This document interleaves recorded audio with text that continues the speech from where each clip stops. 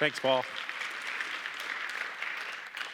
So like Paul said, my name is Arnold Kadiu. I'm the CEO of Intermode, and Intermode's goal is to standardize robotic vehicles. And the part about that that sort of is related to this speech is we've put a heavy emphasis on designing for a circular economy approach. And I know you've heard a little bit about it today, so hopefully I won't say too much that is repeating myself. So the circular economy, what is it? Really, there are two ways of viewing economic system. There's the linear approach and there's circular approach. And simply said, in the linear approach, the bulk of the materials and resources go into the use of the product. You make the product, you use it, and then at the end of the product's life cycle, you throw it away. There is no value left in it. In a circular economy approach, what you're taking is that you're providing more value in the reuse of the object. And this can be either through recycling, repair, reuse. And one thing that is kind of a common misconception is that it's purely just recycling. If I recycle the end of its use, that is circular economy. Well, that's part of it. There are lots of things that contribute to a circular economy approach, and there's a lot of products in our daily lives that focus on a circular economy approach. But the big thing is, well, why do I care about it? So I'll start here with a little bit of story of my own personal background. So I am an immigrant from Albania. My parents immigrated here when I was about 3 years old, and so there's something special about having parents from a post-communist country. There's a sense of scarcity around products and a sense of admiration around the surplus of products. And so growing up, I always had this sense of, okay, if we couldn't get something, we would just fix it, because that's what they were used to. There was no abundance of supplies and materials. But as I got older and you play different things, you learn different things, you start realizing, well, wait a second, this is not sustainable in the long term. The average American creates about 5 pounds of trash a day. That's 1,600 pounds of trash a year, about 100,000 pounds of trash over that person's lifetime. And this isn't, you can think about this just momentarily, it's not sustainable. We have overconsumed our planet. We are terraforming our planet. If you think about many science fiction stories and they look at, our goal is to go terraform other planets, to go fix other planets, well, we're already doing that today. We strip our ground for resources, we use them for a short period of time, and we throw it back into the ground in huge piles of mountains of trash. So much so that there are companies around the world now starting up to mine our trash. And so it almost seems like a ridiculous concept, but it's true. We've taken these products, used them for such a short period of time, and then we just throw it away.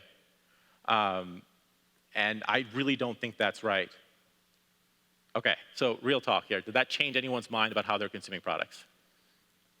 No, I didn't think so. Guilt's not going to fix this issue. We all know we're producing a lot of trash. We all know that the products we use in our daily lives is not a sustainable way of doing so. But we like our stuff, but we won't pay more for it. So this is the crux of the issue, is that we know that our products in our everyday lives aren't working the way we need them to work long term. We know that we're consuming resources at an alarming rate, so on and so forth. And I'm not even mentioning climate change here. So this is irrespective of climate change. This is purely resources and materials that we are taking out of the ground. And right now you see a lot about this in terms of battery mining and battery manufacturing, mining of the earth for lithium, nickel, copper, so on and so forth. But the thing here is that we already have circular economy products, but the way we purchase and incentivize our sort of daily lives doesn't work that way. So this was the best example I could come up with that would sort of be relatable to everyone here, is 2 washing machines. If you look at this at a glance from a consumer perspective, you would always pick the consumer model, right? It has more features, it costs less, it looks nicer, versus the industrial one that takes quarters. But the thing about that one is that it will outlast you. It is designed to be repaired, it is designed to be fixed.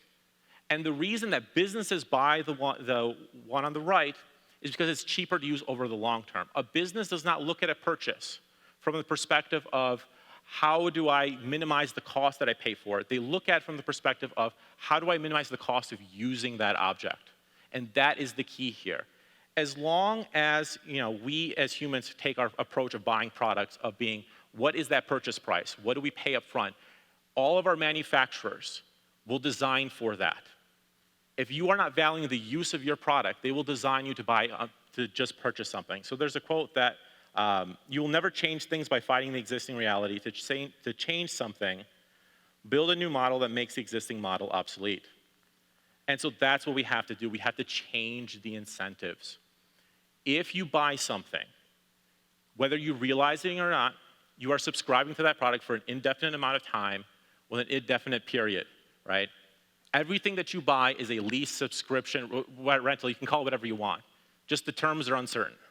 At some point it will break. At some point it will wear out. And so if you start thinking about the product not from the perspective of how do I just minimize my purchase cost, but instead think about it from the perspective of how do I minimize its total life cycle, you start to have something magical change.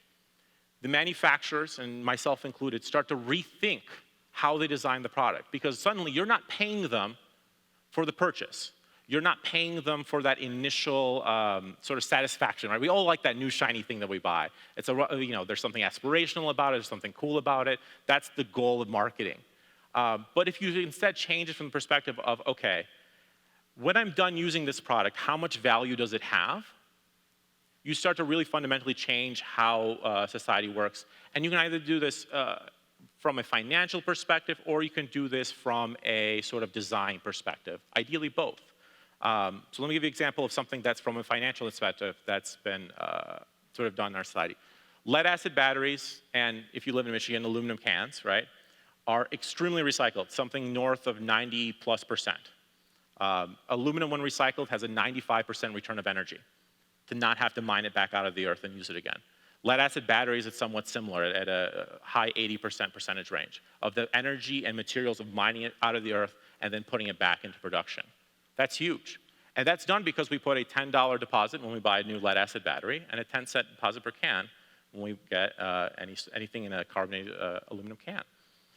But if you think back to the washing machine example, they have unintentionally designed it for a circular economy approach because their businesses and their consumers want that. And so what I sort of challenge all of you today is think about when you buy your products, don't think about it from that momentary perspective. When you buy that product on Amazon that you know is a crappy quality product, I mean, we all do it, come on. We buy something that we know it's just the cheapest one there, we need to get it done, and then we throw it out. Take a different approach. Consider it from the fact of how much value am I really getting out of this one use case? Is it better to rent it? Is it better to lease it? Is it better to borrow it? When I'm done with it, can I resell this tool? Do I get most of my money back, right?